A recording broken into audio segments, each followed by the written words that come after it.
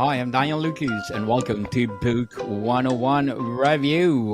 Book 101 is all about the books that are read for the last 40 years, and today I have my special guest. He is the author of several books and, of course, Stay the Course, no other than Mr. Dom Brightmon.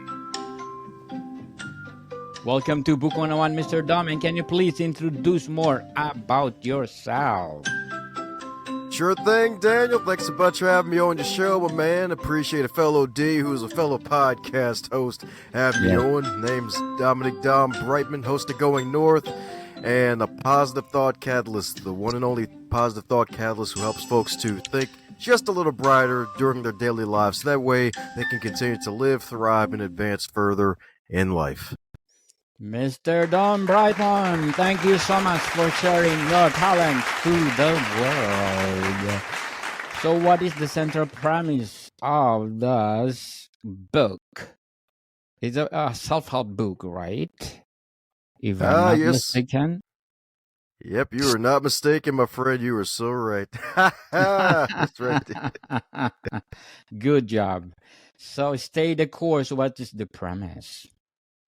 Yes, the premise of the book is that this is basically the sequel to my first ever book, Going North, Tips and Techniques to Advance Yourself, which is probably a year from being 10 years old at the time of this recording, funny enough. And after publishing the first book, went through some grief and with the dying of my father, because the first book, there was some ground that was being gained, getting on TV, podcasts, radio, TV interviews, and sadly lost him it was sadly 5 months after the book was published, and I realized that I was going through some things, and I lacked some self-awareness at the time, and I realized that self-awareness is the major key to elite performance, and thus one of the biggest things to help you out in your lifetime is writing a book that's solving your problems, and I did just that. So this book, the premise of the book is that self-awareness is the major key to elite performance, and then it breaks down that giant, wonderful cloud of self-awareness into multiple rays Yes. known as 7 keys. Interesting indeed, Mr. Dom. So, what are the biggest challenges elite performers face in maintaining long-term success? I'd have to say dealing with circumstances that just happen randomly. Sometimes it's just being blindsided, because the thing is, it's like the recovery process. Like with my dad in his passing, I thought I prepared for Yes. that moment because he was dealing with Alzheimer's. I had anticipatory grief. Come to find out, I prepared, but you can never really truly prepare for truly losing someone, especially someone precious to you like a father. And really just being able to bounce back and have resilience from that. And really just being able to realize, like, hey, sometimes some elite performers lack self awareness in the beginning of their stages of attaining their success. And after a while, depending on who you are, especially if you have a positive mindset, it borderline becomes rose colored glasses a bit. Another book I recommend folks to read, Leading on Empty by Wayne Cordeiro, is that he basically had a collapse in the middle of his pulpit out on the stage of his church because he had such a great positive mental attitude, and he was always using that just about for everything and kind of really brushing some underlying signs aside, and it all just really crashed down on him, all because that he had these rose-colored glasses, metaphorically speaking. And this book is about helping you to not get into that situation to where it's like, all right, so if you're blindsided, you know how to be able to not only bounce back, but also keep your ground and be able to adjust and advance forward. Interesting, Mr. Dom. And what is the significance of consistency in achieving high performance? Powerful question. Consistency is so powerful and needed if you want to have high performance and if you want to continue to grow. Because the thing is, consistency is how you get known. If you consistently put out good to great work, you're going to get known. If you consistently put out bad content and bad work, you're also going to get known, but not in the way you would like. so, For so it's sure. important. Bad or good, the same. He will be known. Yeah, then you'll be like, man, maybe we need to be unknown if it's bad work. For sure. So, what role does discipline play in staying the course towards success? Discipline plays a huge role because the thing is, habits, we have them, and they sometimes change subconsciously over the years as things go along. Like 5 years ago, we had this big, huge pandemic with COVID, and a lot of folks were going in a certain direction. They had their set ways of doing things, me included, and it got shell shocked and rocked. It was a metaphorical earthquake where things just basically shifted, like the tectonics plate in your routine have shifted. And the thing is that with me in particular, one thing that really changed was not being able to go out to coffee shops and read and get some work done because it's like, hey, I'm stuck at home. I love being at home. I have great things at home, plenty of books to read at home, technology, but I'm usually more productive in certain places outside of home because I'm more focused on the outside. And basically having to readjust and try to, even though I wasn't as quick when came to getting things done, I basically had to readjust and reframe my situation and realize, like, hey, this is where I am.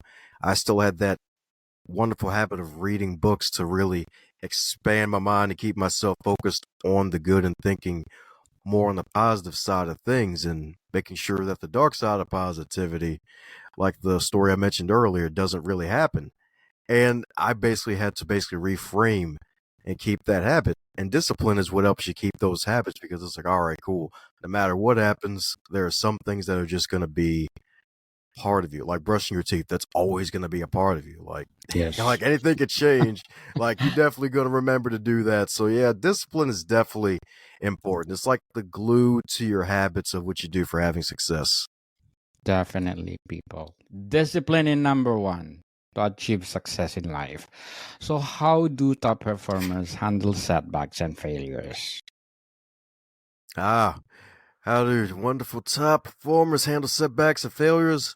Reframing is one of the major things, man. Reframing is one of the major things because there's that old saying, when you get knocked down, get back up. Well, truth be told, don't get back up instantly. You don't have to Yes, bounce back instantly. Sometimes you have to really stay down for a moment, unless you're in a boxing ring or you're in the UFC in the octagon. Like, if you're down there, yeah, get up or or fight back. But outside of that, like, we're speaking in metaphor, like, hey, sometimes you have to pause for a bit, take stock of what's going on, and be like, okay, so that tactic didn't work. The first two tactics didn't work. I had a great plan that actually was a bad plan. How can I attack my advancement strategy a lot better? Like with the first book, I gave myself a deadline of a year to get it done.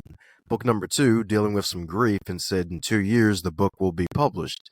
It took almost 3 years for book number two to come out because I had a lot more information, a lot more life under my belt, and that grief. And really, I had to adjust my strategy. And one of the major things was to really do a mindset shift and focus on what my main story is as opposed to focusing on other people.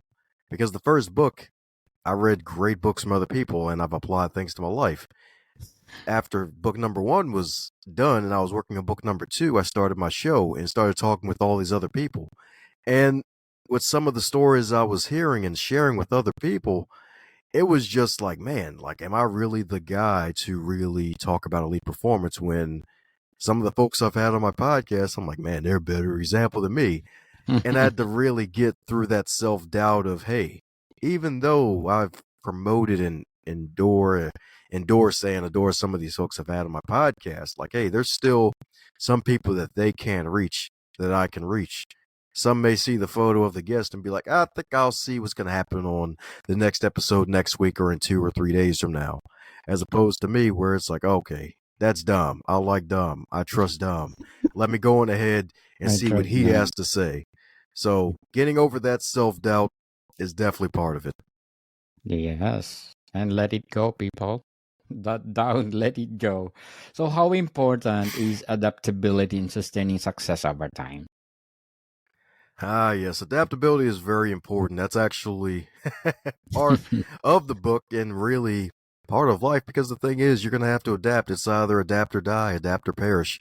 If you don't adapt, then basically you're going to end up as a dinosaur. It might not even take an ice age or a giant meteor for you to be extinct.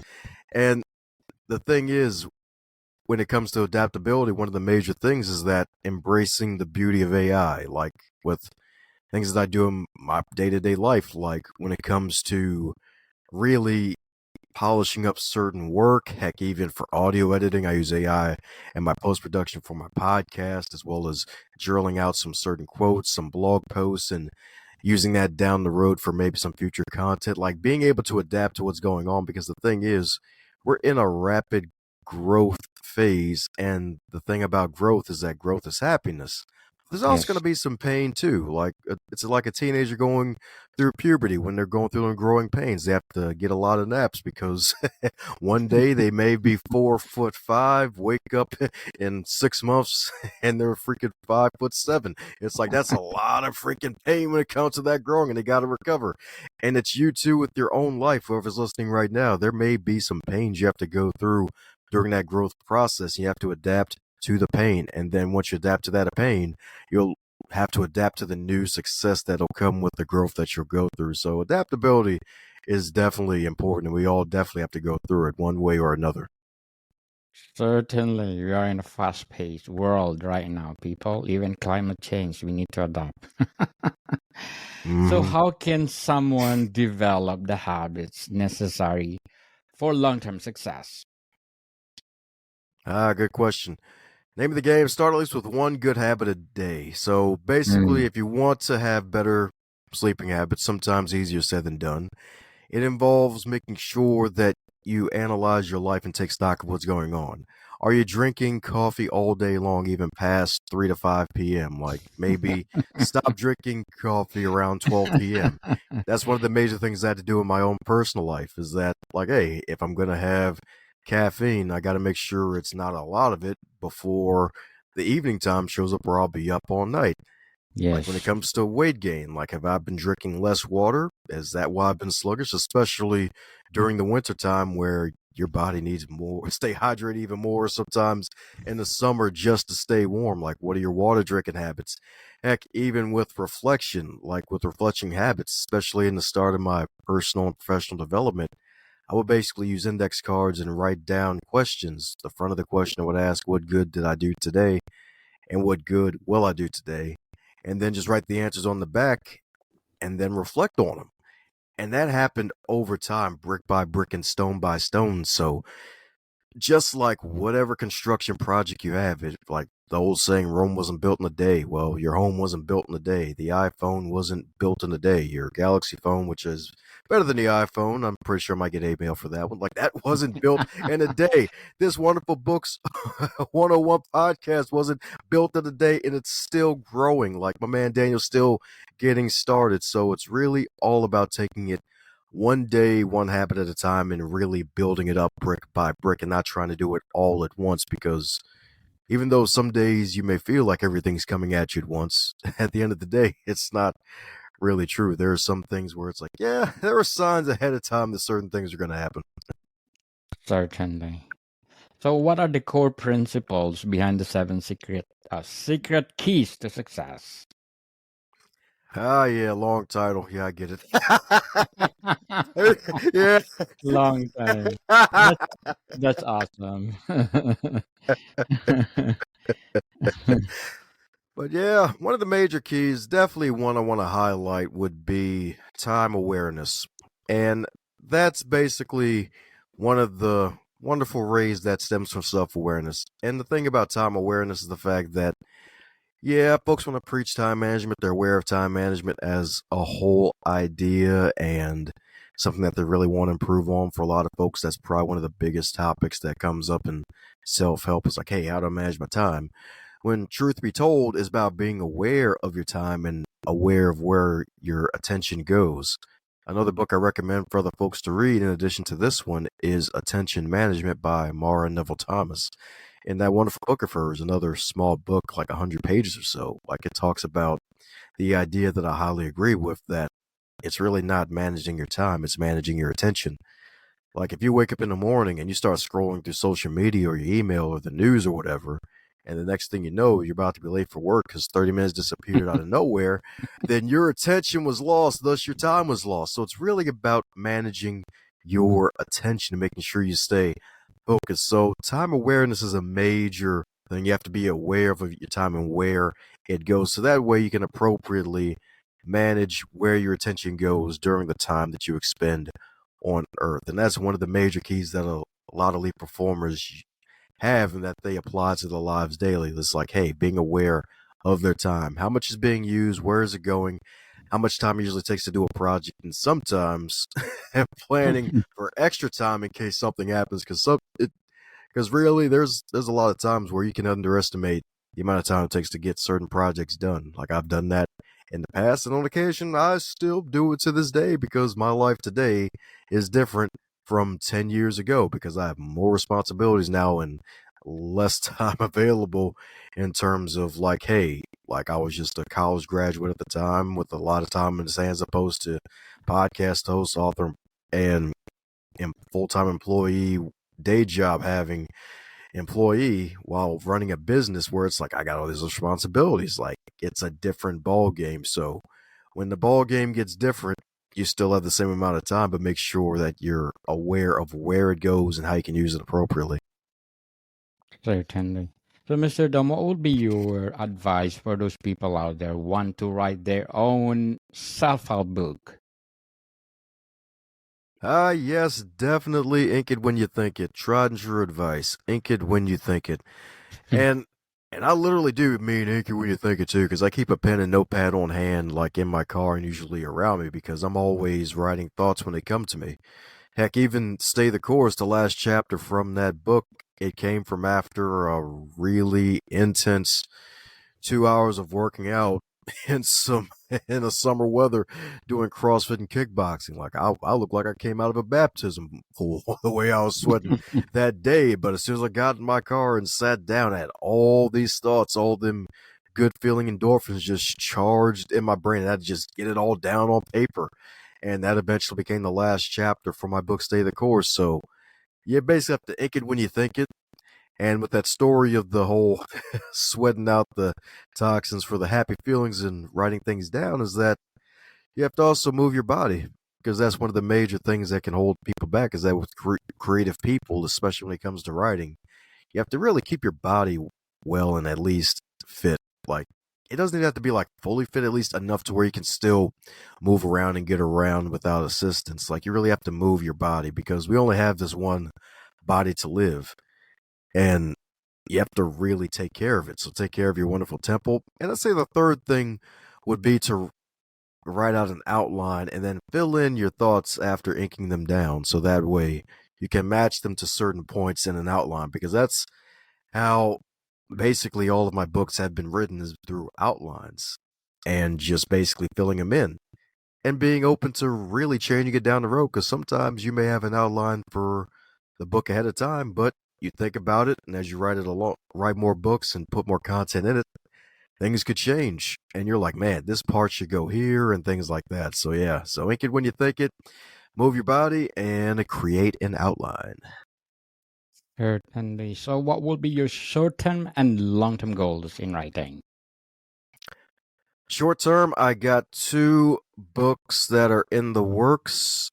So I'm going to be producing the 10th anniversary edition of Going North Tips and Techniques to Advance Yourself, and that'll be in October 2026, which I can't believe it's about to be 10 years since I wrote Going North that launched me into this wonderful era that I'm in now. And also working on a book to help aspiring podcasters to start their podcast because even though a lot of folks start their shows, there are still a small amount of shows that are actually still active. So there's still a lot more podcasting pie out there for people to really take advantage of. So we got that in the works. So that's basically the short term. That's about a year ish. And the podcasting book should be out before Going North. Long term, I definitely want to have at least 10 plus books to my name. So we'll see how that goes, and we'll see how long I'm allowed to live on Earth and see what comes out my brain. So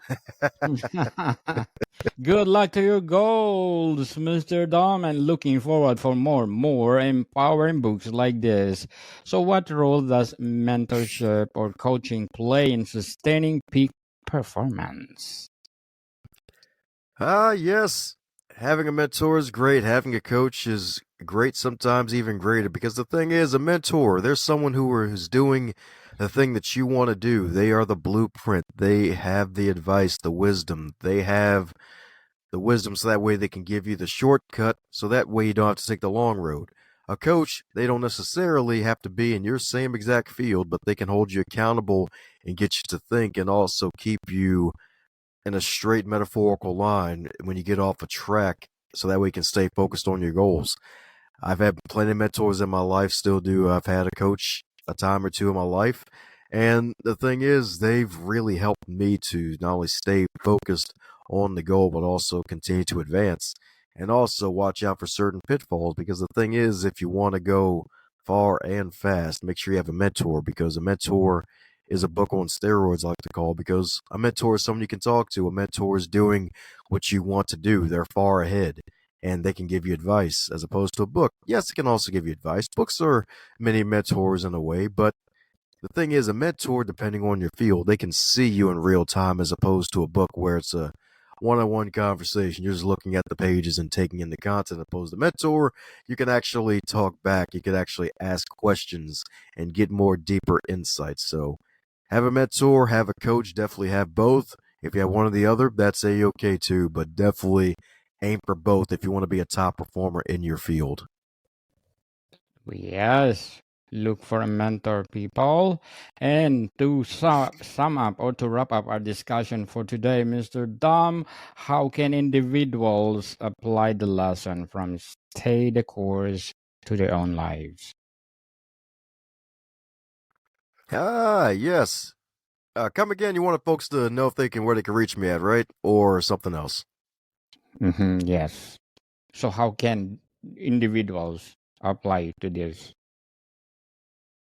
to their Yes. Yes, good sta- question. Good. Yeah, how folks can apply it? I'd have to say journal's your best bet. Definitely take stock of what you do. Like when you do things like basically document them. Definitely document them. It can be a Google Doc even if you want, but writing is definitely preferred because it sticks to your brain a lot more and a lot longer. Like there are times where I write things down and I really get things done, as opposed to put it on a computer somewhere and if I don't have an alarm, then it kind of falls by the wayside. So make sure you write things down so that way it can stick to you like glue. Because sometimes with technology, yeah, it's convenient, it's useful. A phone is most likely always going to be on you in today's society, but there's a lot of other things on the phone that can distract you. So I'm a little certainly? old fashioned. So yeah, stick to it by really documenting your progress and then looking back over your process to see how far you've come along. Yes, stay the course, people, until you succeed. Try and try until you succeed. So, Mr. Dom Brightmon, thank you so much for sharing your talents to the world. And can you please invite our listeners to support all your books? Yes. Well, first of all, thank you so much, Daniel, for having me on your wonderful show, my man. I appreciate you. If you want to get in contact with me, yours truly, Dom, just head over to dombrightman.com. This is dombrightman.com. I'm on most social medias at Dom Brightman, like Twitter, X, Facebook, and all that smooth jazz at Dom Brightman. So check it out like a library book, my friends, all on dombrightman.com. Yes, people, let's support Mr. Dom Brightmon because if you support him, more empowering books to come. So, Mr. Dom, thank you for your time. Woohoo! Thank you, Daniel. More to come, people. See you soon.